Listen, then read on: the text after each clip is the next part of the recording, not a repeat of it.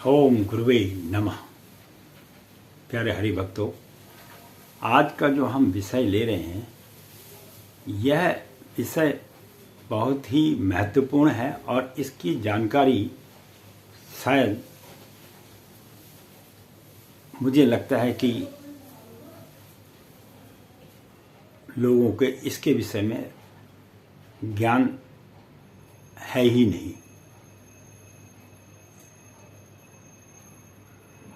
आपके सामने सभी ज्योतिषाचार्य और कई विद्वान लोग बार बार जिक्र करते हैं कि हमारे ब्रह्मांड के अंदर में 9 ग्रह भ्रमण करते हैं और उसके आधार पर ही बच्चों का जन्म होता है और उसके आधार पर ही व्यक्ति की मृत्यु होती है। बहुत ही महत्वपूर्ण विषय है और समझने वाला विषय भी है। अब जिसको नहीं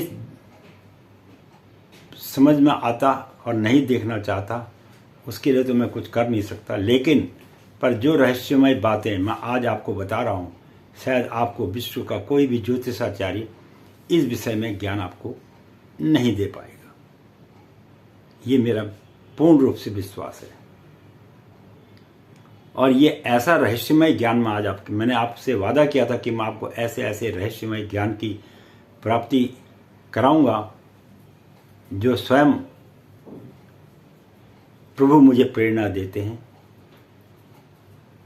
और मैं उसके आधार पर ही आपको इन विषयों के बारे में बतलाता हूँ। बहुत ही सुंदर विषय है और सुनने लायक विषय भी है और जीवन में आज आपको इस बात का निर्णय और समाधान भी मिल जाएगा कि वास्तविक रूप से हमारे जीवन काल के अंदर में इन ग्रहों का जो महत्व है वो अपने में विशेष क्यों है, क्यों ये जीवन के हर मोड़ पर व्यक्ति के पुरुष हो या बच्चा हो या स्त्री हो या कोई जीव जंतु हो, सब पर यह नियम जो है लगता है। अब क्या है कि ये जो 9 ग्रह हैं ये पूरे ब्रह्मांड में चक्कर लगाते रहते हैं। इस बात के बारे में आप भी जानते हैं और मैं भी जानता हूं। अब सबसे बड़ी बात यहां पर यह है कि इन ग्रहों को आखिर शक्तियां मिलती कहां से हैं और इनको ये शक्तियां किस प्रकार से प्राप्त हुई हैं, इसके पीछे का महत्वपूर्ण राज क्या है और क्यों ये व्यक्ति के जीवन में हस्तक्षेप करते हैं, इस विषय पे आज हम आपको ये वीडियो दे रहे हैं ताकि आप लोग इसको समझ पाएं। और ये जो ज्योतिष के अंदर में, ब्रह्मांड के अंदर में जो ग्रहों का खेल है वो अपने में अजब गजब क्यों है। बहुत ही सुंदर विषय है ये, बहुत ही सुंदर विषय। तो आपको सबसे पहले मैं सूक्ष्म रूप से ज्ञान कराता हूं, फिर उसके बाद इसके बारे में संपूर्ण विवरण की मैं आपको जानकारी दूंगा। सबसे पहला जो हमारा ग्रह आता है वो आता है सूर्य ग्रह आता है। सूर्य ग्रह के जो पिता हैं वो कश्यप ऋषि हैं और माता अदिति है। बाकी इनके विषय में मैं आपको बाद में बताऊंगा कि इनका क्या क्या महत्व रहा है और क्या चीज़ है। पहले आपको ये जानना जरूरी है कि किस ग्रह के पीछे किसका क्या सहयोग है। फिर आते हैं हमारे चंद्रदेव, जिन्हें हम सोम भी कहते हैं, और ये अत्रि ऋषि के पुत्र हैं और इनकी माता जो है अनसुईया है। फिर आते हैं हमारे मंगल ग्रह, जिन्हें भौम देव भी कहते हैं। ये भगवान शिव के पुत्र कहलाते हैं और माता इनकी जो है भूदेवी यानी पृथ्वी इनकी माता है। उसके बाद फिर हम आते हैं बुध ग्रह पर। बुध ग्रह जो है इनके पिता चंद्रमा हैं और माता इनकी तारा है। बाकी इनके विशेष जो जानकारी है ये मैं आपको फिर दूसरी वीडियो में दूंगा, क्योंकि एक वीडियो में देने पर लोग कहते हैं अत्यधिक लंबी वीडियो हो गई है, जिसके कारण वो दिखने में असमर्थ होते हैं। फिर आते हैं हमारे गुरु महाराज। गुरु महाराज के बारे में आज तक लोगों को ये बड़ा एक भ्रम और अचंभ है कि इनके माता पिता कौन है। वास्तविक रूप से गुरु महाराज जो हैं ये स्वयं ब्रह्मा जी के द्वारा उनकी कल्पनाओं के आधार पर उत्पन्न हुए मानस पुत्र के रूप में माने जाते हैं, जो स्वयं ब्रह्मा जी के पुत्र हैं, बृहस्पति ग्रह।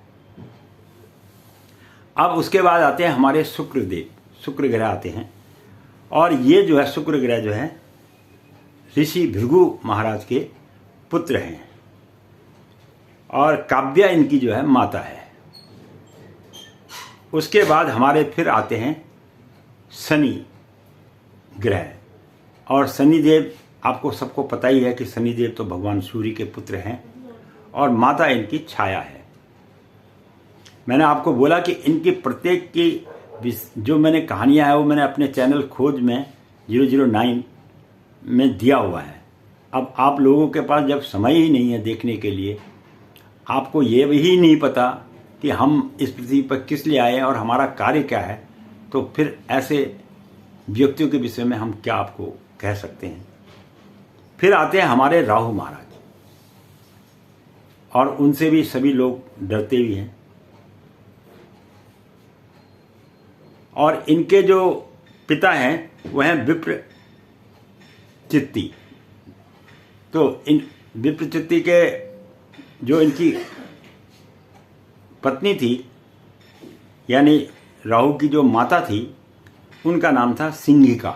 सिंघिका, फिर सुन लीजिए, सिंघिका इनकी माता का नाम था। तो ये तो मैंने आपको 9 ग्रहों के बारे में बतलाया कि इन 9 ग्रहों का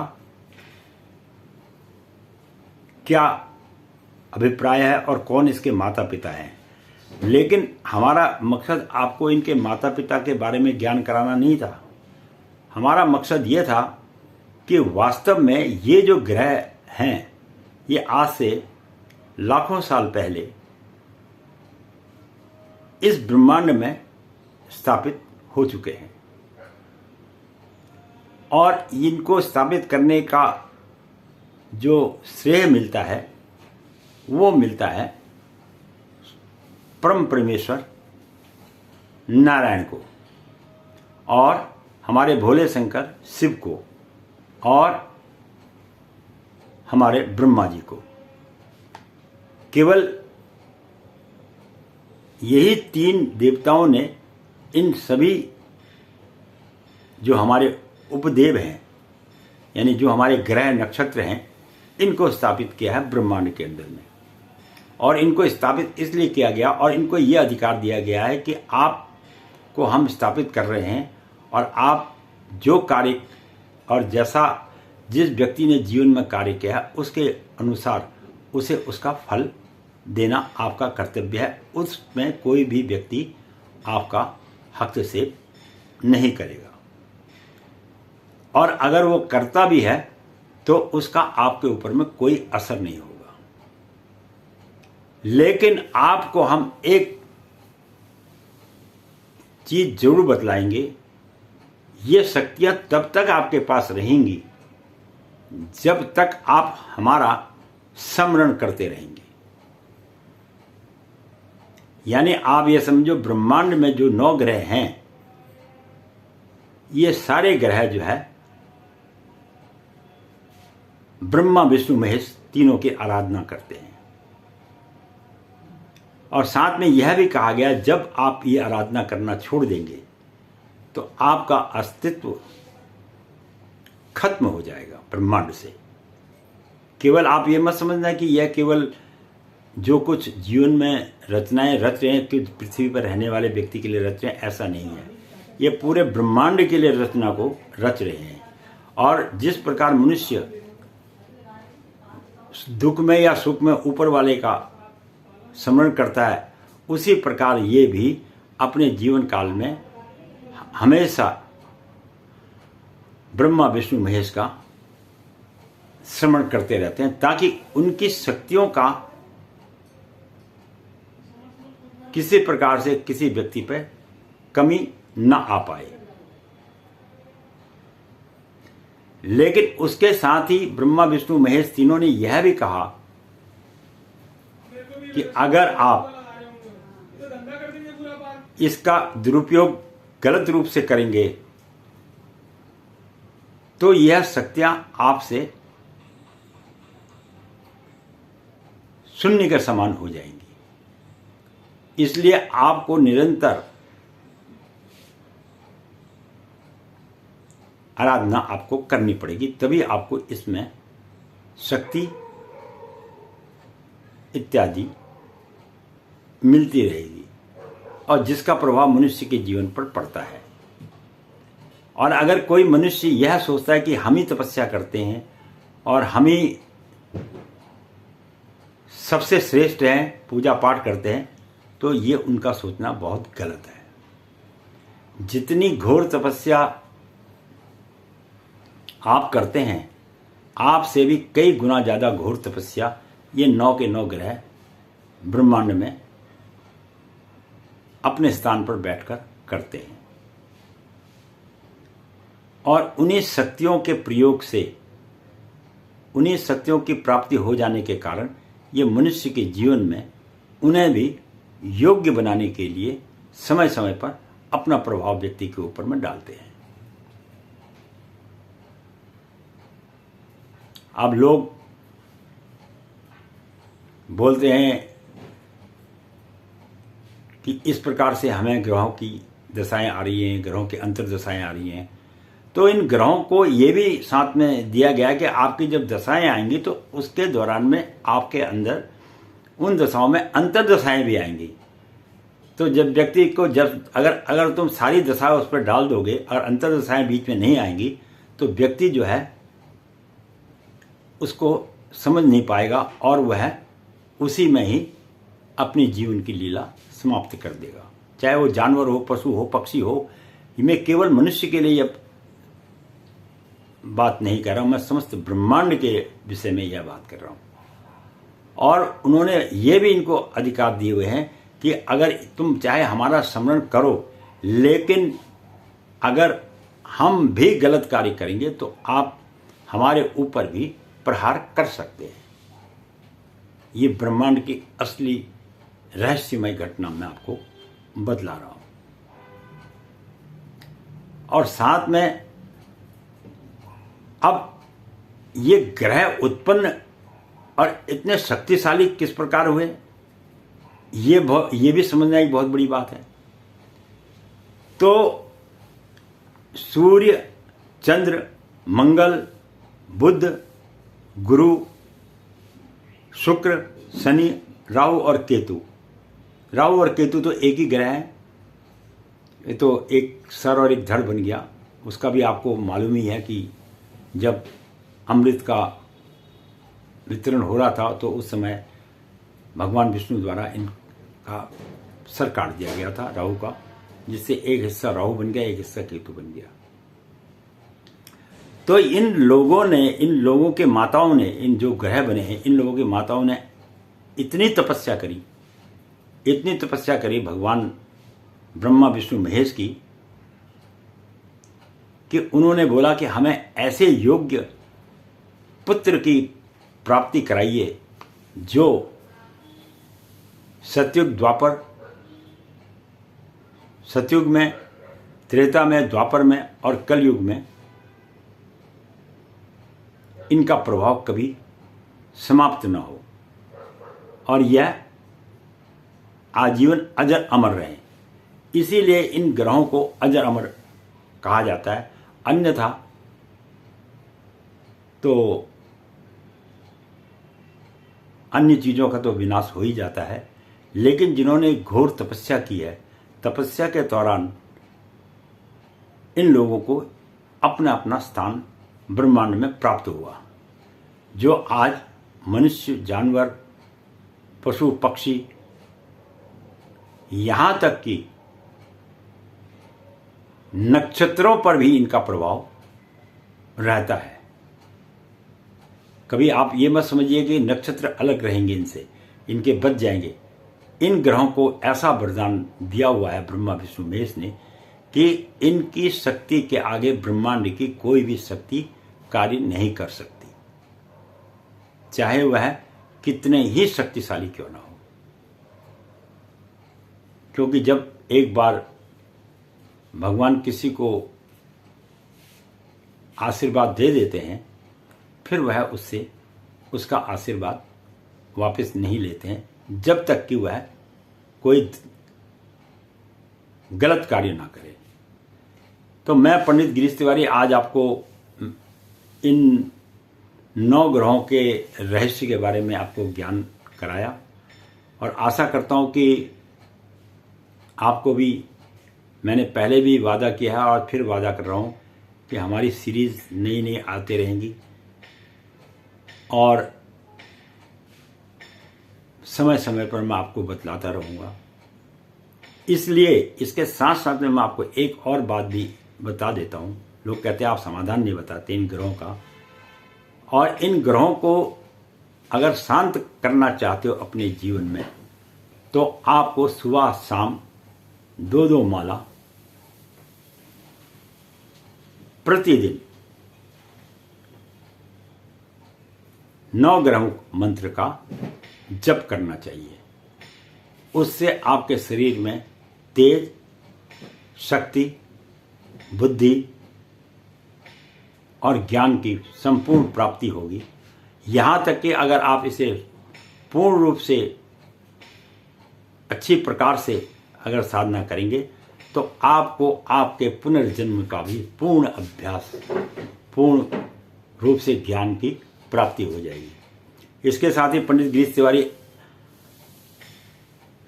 आपको अगली वीडियो में और इससे भी सुंदर सुंदर विषय में ज्ञान कराऊंगा। और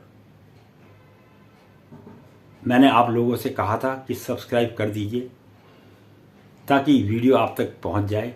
अब मेरे 10,000 आदमी, 2 लाख 3 लाख यूजर हैं, अगर इनको मैं वीडियो के माध्यम से भेजना चाहूँगा तो ये तो मेरे लिए असंभव बात है। इसलिए आप सब्सक्राइब करेंगे तब ये चीज़ें आपके पास पहुंच जाएंगी।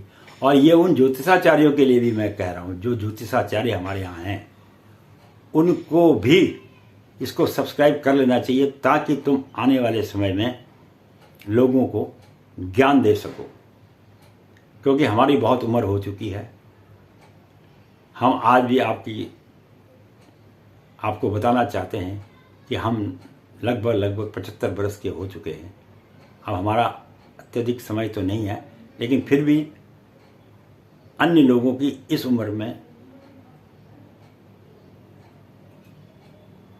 इतना साफ सुथरा जो है रहना बहुत कठोर कार्य है। मैं तो साधना करता ही हूँ, पर मैं तो ये चाहता हूँ कि आप लोग भी साधना करें और अपने जीवन को उत्तम से उत्तम बनाने की कोशिश करें। यही हमारा लक्ष्य है, और यही आपको आने वाले जो समय जो 2026 है, ये आप लोगों को जीवन में खुशी ला सकता है। अन्यथा 2026 तो एक के बारे में जो मैंने ज्योतिष से भविष्यवाणी की है, उसे आप जब देखेंगे और समझेंगे तब आपको पता लगेगा कि रौद्र संवत्सर क्या चीज़ है। जैसे सती के भस्म होने पर भगवान शंकर ने अपना रूप दिखाया था, वही रूप आपको 2026 में देखने को मिलेगा। और बाकी मैं 2026 के बाद 2027, 28 के 29 के 30, 31 तक की पूरी भविष्यवाणी आपको वीडियो के माध्यम से बताता रहूँगा। अच्छे लगे तो सब्सक्राइब कर देना, नहीं लगे तो वीडियो देख देना, औरों को भी भेज देना, ताकि उन्हें भी पता लगे कि वास्तविक रूप से ब्रह्मांड में इन ग्रहों का क्या वास्तविक खेल है। धन्यवाद। वीडियो देखने के लिए बहुत बहुत धन्यवाद। खुश रहो, और मेरा आशीर्वाद समस्त पृथ्वीवासियों के लिए है, ना कि केवल कुछ ही लोग, मैं समस्त पृथ्वीवासियों को कहता हूं कि सुखमय जीवन आपका हो और आप शांतिपूर्ण तरीके से अपना जीवन का व्यापन करें। इसी के साथ ही वीडियो देखने के लिए धन्यवाद। मैं अपनी वाणी को यहीं पर विश्राम दूंगा।